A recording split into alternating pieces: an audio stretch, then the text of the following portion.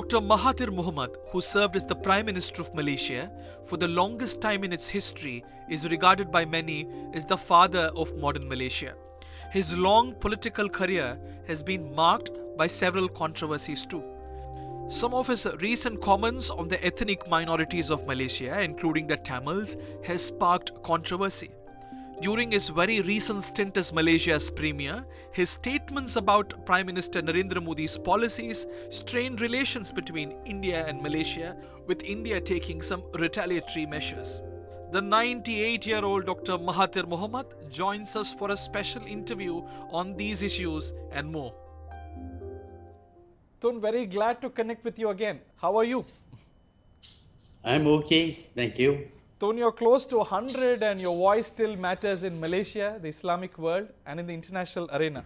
What drives you, Dr. Mahathir? What is the secret of your energy?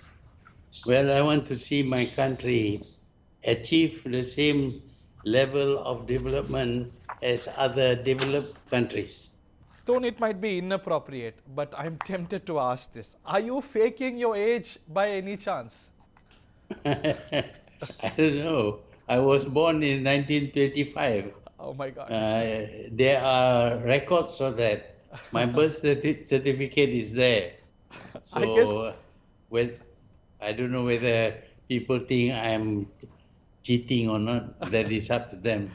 I guess I am not the first person to ask you this. You're oozing with energy. Your razor sharp intellect and energy at 98 are mind-blowing. It's inspirational to say the least. In this department, Tun, what is your message to the younger generation on staying motivated and staying healthy? Well, the young people should look after their health when they were still young, when they are still free from diseases. At that stage, they should look after their health, meaning to say they should not overeat and become fat. They should be active. They should participate in debates and write and read a lot. All these things require you to be active. And only if you are active will you remain healthy. Advice well taken, Tun. Let's speak about India-Malaysia relations. Our countries have shared very strong ties. But the relationship turned very frosty during your last stint as Prime Minister, and it has not fully recovered from that phase till now. What went wrong?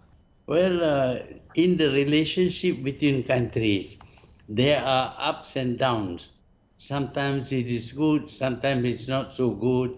There may be incidents that cannot be avoided. India has many different races, professing many different religions, and generally because of the numbers of people, many are extremely poor. So that is a problem faced by countries with a lot of a big population.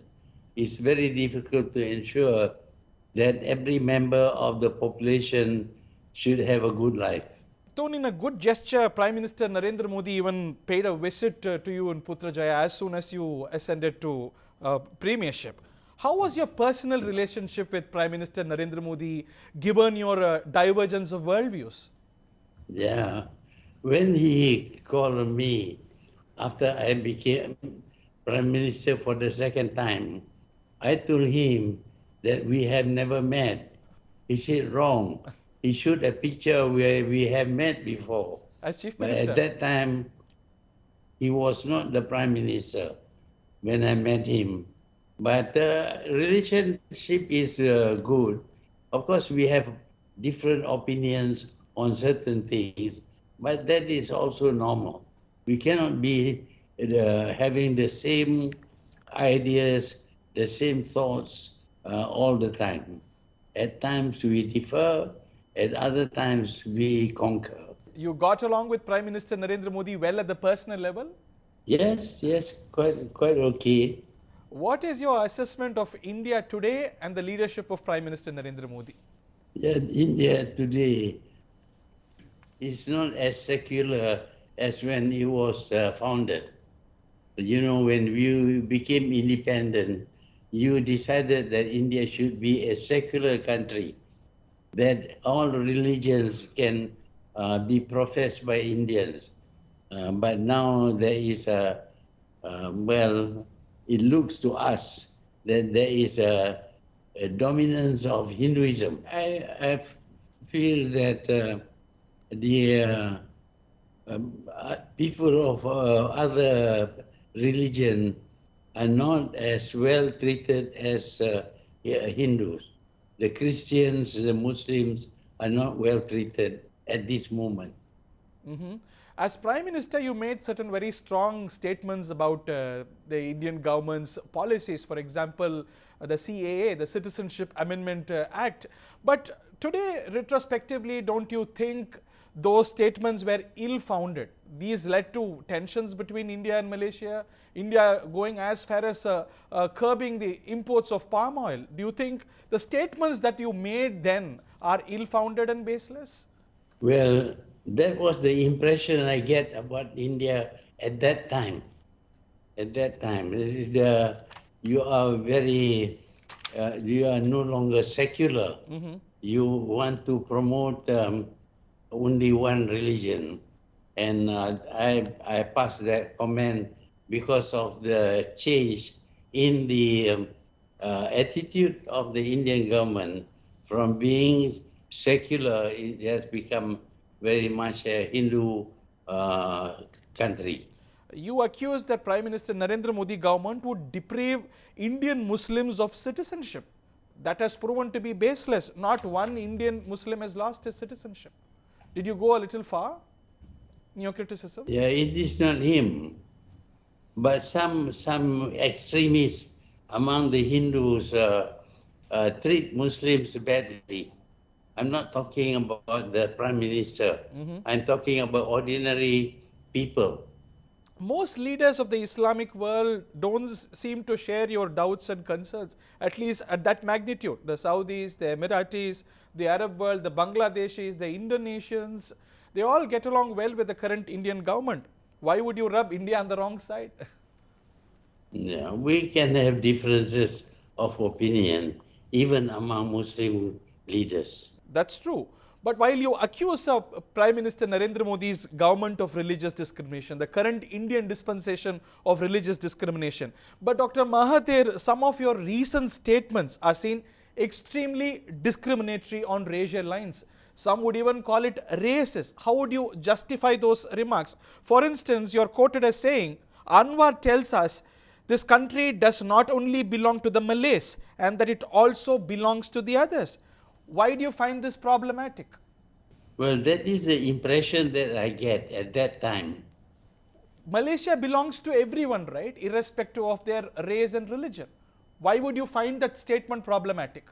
No, Malaysia belongs to the people who founded Malaysia. Which And includes people others of who all want races.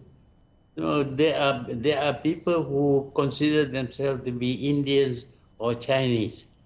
They don't speak the local language at all.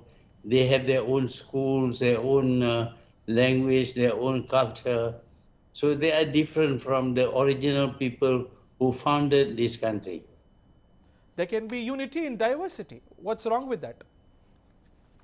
You can say that, but people sometimes behave differently. For example, during elections, the Chinese want a Chinese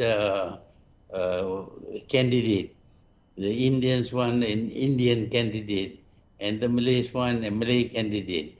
So they are thinking not about the multiracialism. They are thinking about each race thinks that he is different from the others. This was the case even during your premiership. You didn't seem to have problem about it back then.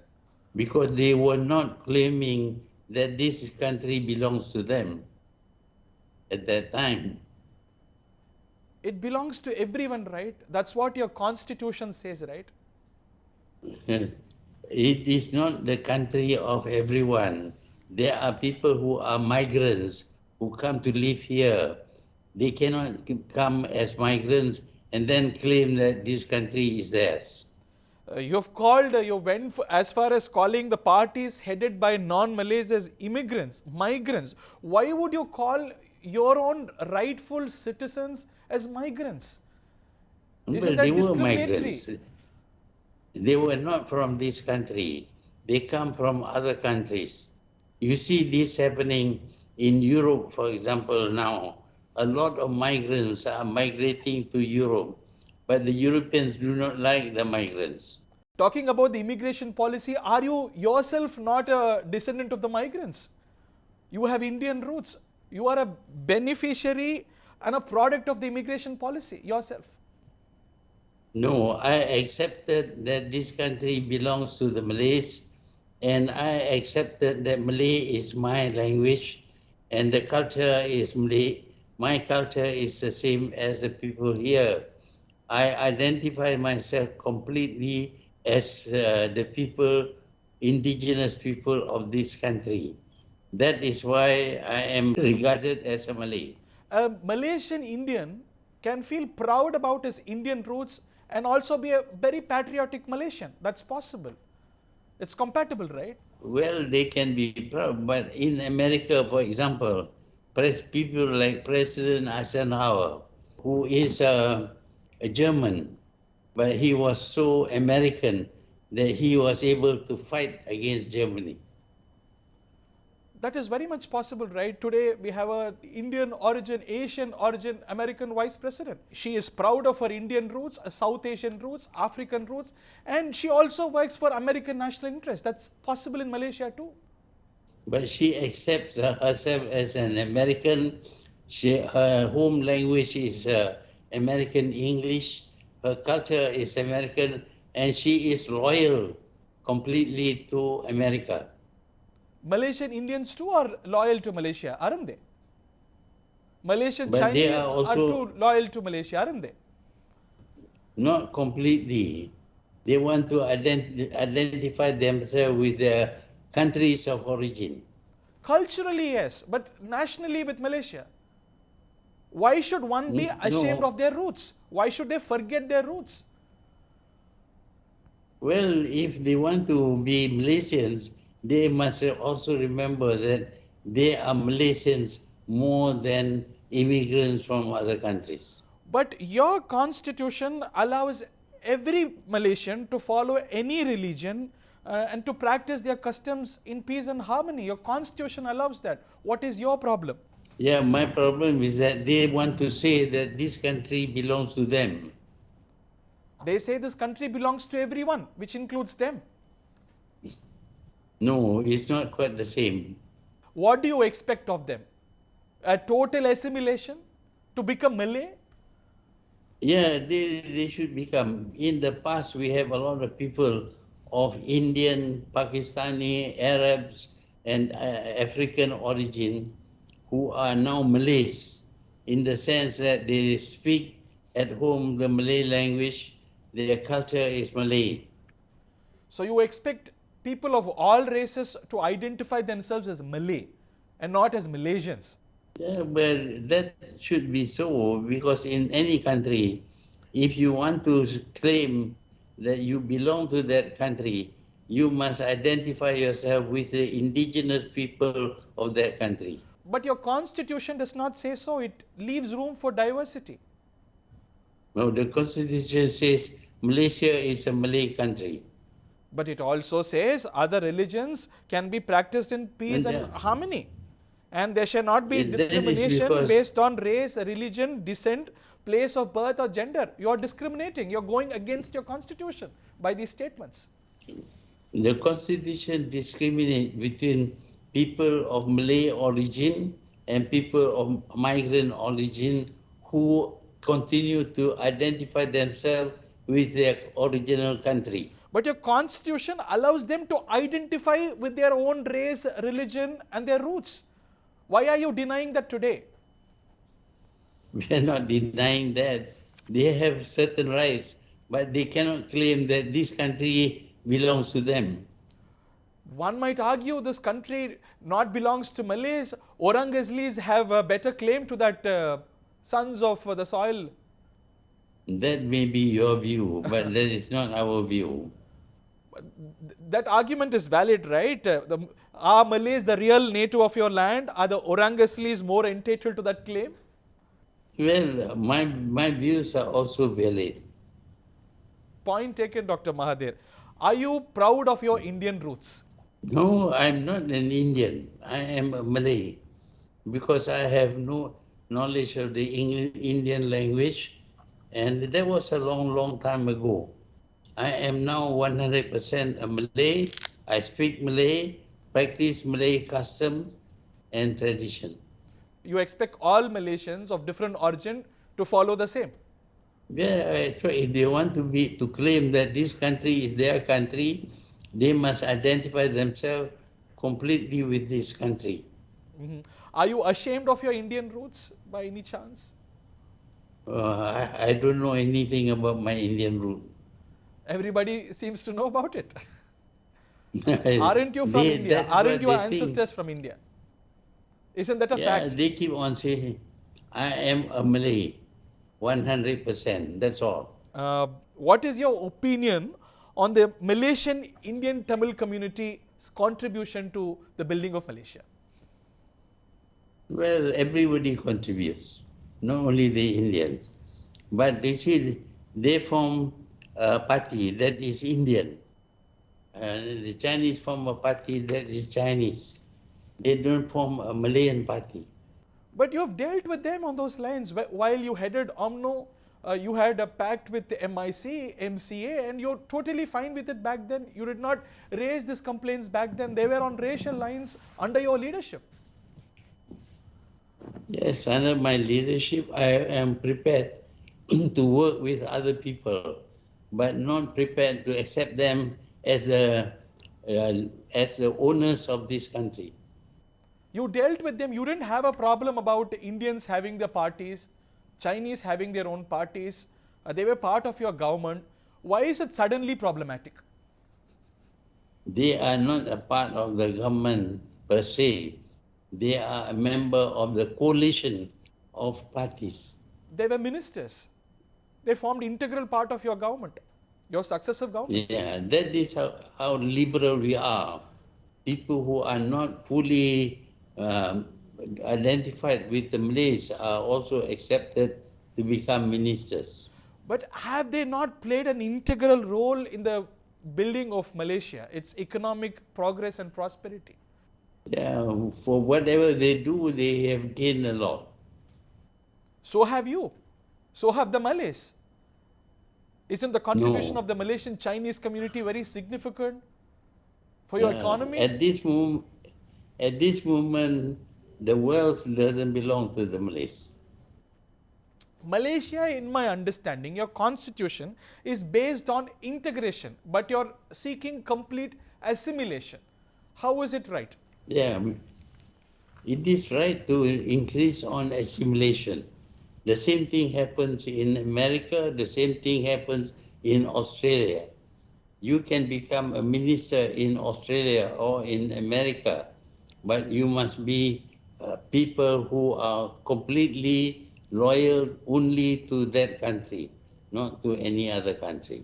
Take, for instance, the United Kingdom. There is Rishi Sunak, the Prime Minister. He is completely British. He works for British interests, but he is proud of his Indian roots. He acknowledges his Indian roots. He is a proud Hindu. What is the problem? These can coexist, right? So in America, the President of America can be a Hindu. He can be of Chinese descent. There's no problem. Yeah. Yeah, the Prime Minister of Britain is now an Indian, and he professes the Hindu religion, but he speaks English, he campaigns in English, he talks like an Englishman, and he is committed to England. He is not defending India. Malaysian Indians speak Tamil, they speak Malay very well, and they're committed to Malaysia. What's the problem? It's very similar, right? No, the Malaysian Indians do not speak Malay as their home language. They speak Tamil. What is the problem about that? The problem is that they cannot be assimilated. So They you can only expect them be to forget their integrated. religion, their language, shun it completely? Well, there are people of many different origins in America who have forgotten their own language, who speak only English, and they do not claim to be citizens except America. So you expect the Malaysian Indians and Malaysian Chinese to assimilate completely, shunning their religion, their practices, and behave like Malays? Yes, many of them have done that.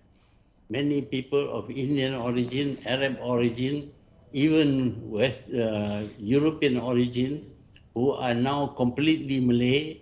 They speak Malay all the time. They practice Malay customs and tradition. Right, but your constitution still gives room for them to do what they're exactly doing right now. The constitution doesn't say that they should set up their own party confined only to their own people. Tun, how do you think the government led by Anwar Ibrahim is doing this in Malaysia? Well, he wants to be prime minister. The most important thing about him is that he is the prime minister. What he does is a different matter. How do you assess the performance of his government? Good, satisfactory, bad, excellent, terrible? The cost of living is going up. The economy is doing badly. Politically, it is unstable. That is what is happening now. Did you carry a lot of personal bitterness towards Anwar Ibrahim, which dominated most of your decisions in your approach to him? Nothing personal, only political. Why are you so critical of him? He was once seen your protege. Well, what he is doing is not good for the country.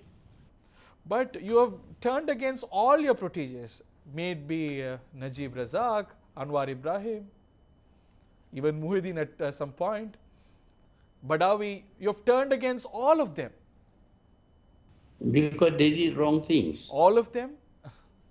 They stole money. They stole money. And Najib, for example, stole money. He is now in jail. Were you wrong in your choice of proteges? I didn't know he was going to be like that. But you have been critical of all your successes. The problem lies with them or partially with you as well. I'm not the only one who's critical. The whole country is critical. Is there something that would you appreciate of Anwar Ibrahim's government? I haven't noticed. Nothing at all?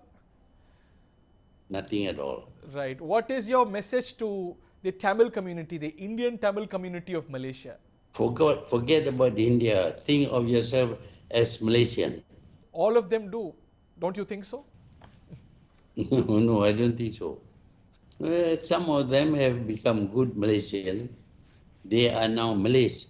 They speak only Malay language. They practice Malay customs and practices. So they are accepted. Take for instance the case of Tansri Ananthakrishnan. He is a good friend of yours. He contributed to Malaysia's nation building. He did not call himself Malay. He was proud of his Tamil roots. How would you discount his contribution to the country? He did not become Malay. He was Malaysian. He was also Tamil. For their contribution to the country, they have been fairly compensated.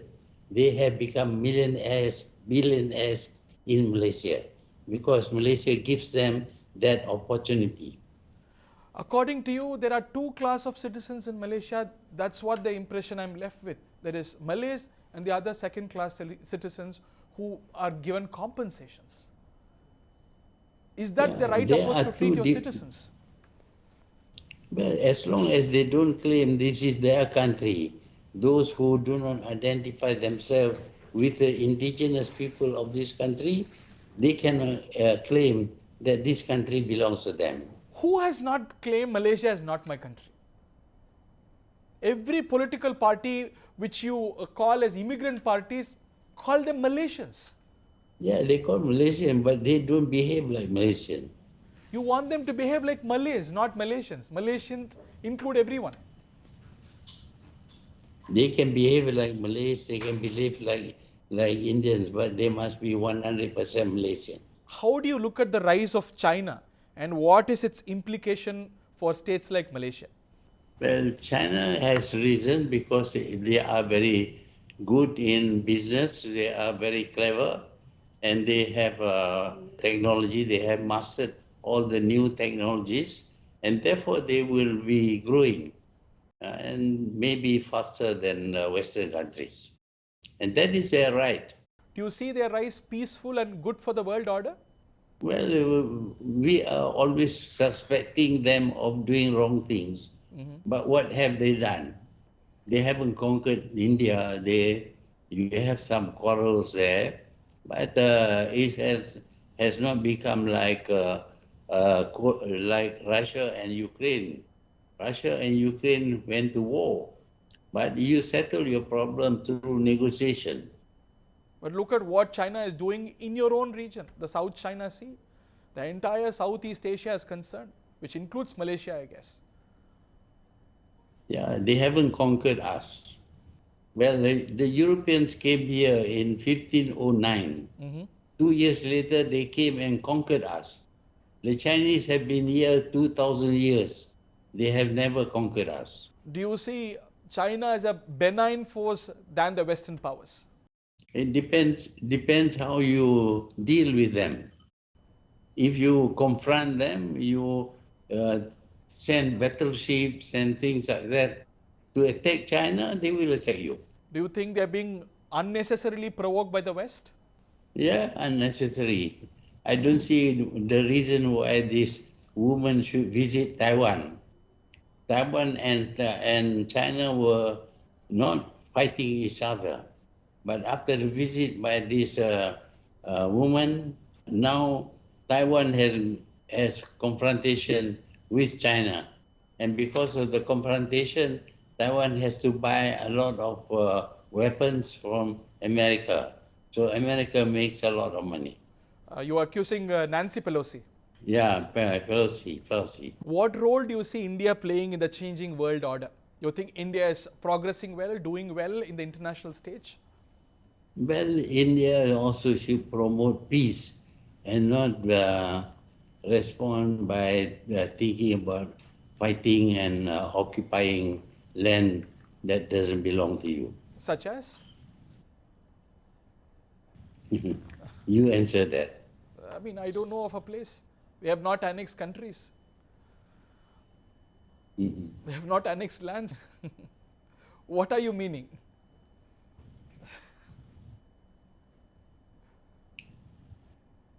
Well, you look into your history and you will find that certain parts of India did not belong to India, but you occupied those countries because they were small and they couldn't defend themselves. Ignorance, but there is no such country that India is occupied. Ever in its history. Ever. Hyderabad. Hyderabad is an integral part of India. The Nizam of Hyderabad voted in the first election happily. They don't want to be a part of India, but you expel the Maharaja and occupied Hyderabad. The people wanted to be a part of India. Hyderabad, the Nizam of the ruler of Hyderabad signed an accord. In fact, he was one of the first votaries in the first election.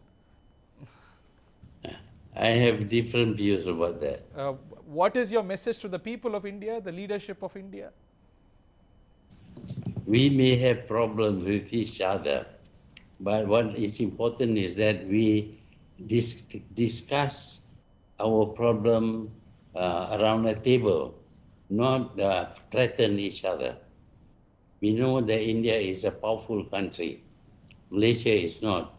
So if you threaten us, of course, we will not be able to fight against you. But all problems between nations, not only between Malaysia and India, but between nations, all conflicts should be resolved through peaceful means. Are you anti-India, as a lot of people think so? I'm not angry with you. I know you have different views. I have different views. You are entitled to your view. I am entitled to mine. Absolutely. Let's agree to disagree. And thank you very much for your time in talking to Thanthi TV, Dr. Mahathir. Thank you very much. It was a pleasure talking to you. You're welcome. You're welcome. I hope to do an interview 10 years later when you are still younger. If I am energetic. around 10 years later, I won't be around. I strongly believe you still be around, and I look forward to doing the next interview again with you. I had the previous opportunity 5 years ago. I look forward to another opportunity. Thank you very much, Dr. Mahathir. Okay. Thank you. Thank you.